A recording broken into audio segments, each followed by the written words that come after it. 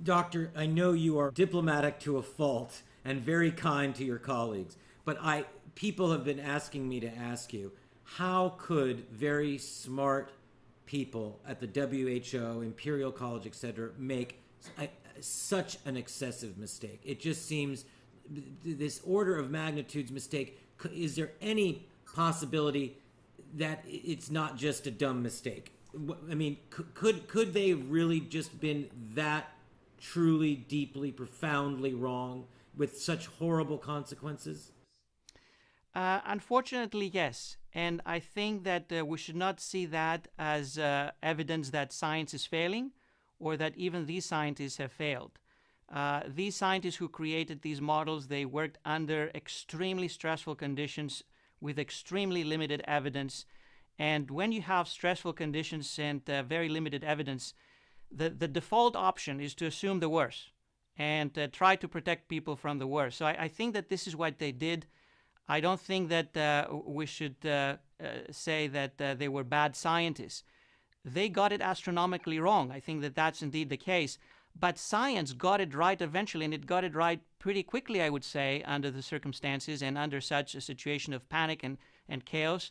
So I think that we should remain cognizant of the power of science, of self-correcting itself, of getting things to be correct eventually and hopefully pretty soon, and really being the best thing that has happened to humankind. I think that science is the best thing that we have as humans to guide us. We just need better and more accurate science.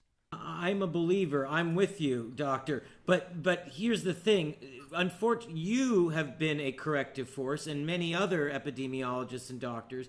But to this day, the Trump administration, and I won't make a distinction between the Trump administration and Fauci and Dr. Birx, they are suggesting that, as is Neil Ferguson, that if we had not social distanced, we would in fact have seen 2 million deaths. Does your, in the United States, does your work suggest that the case fatality ratio with or without social distancing would mean that that was not the case? Does that what your serology study in California teaches us?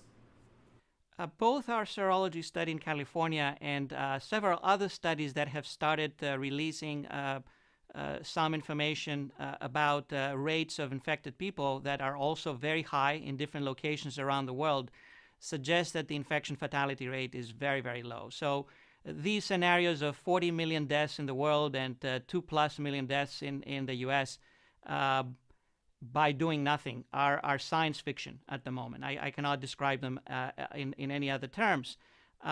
This does not mean that social distancing did not have any benefit. I think we have to be very cautious, and we have to revisit each one of the components of social distancing to see which of these components worked and perhaps which of these components actually created some harm. We just need to remain calm. It's not time to blame each other. It's not time to say, I was right, you were wrong. I'm sure that I make mistakes day and night. I'm a scientist. I make mistakes, and I'm just trying to correct them. I'm just trying to get better data. And next time we speak, if I have better data and these suggest that I was wrong in any of my statements, I'd be very happy to acknowledge that. We just to be open, we need to be transparent. We need to trust science, and we need to move forward and reopen our world carefully, cautiously, but in a data-driven mode.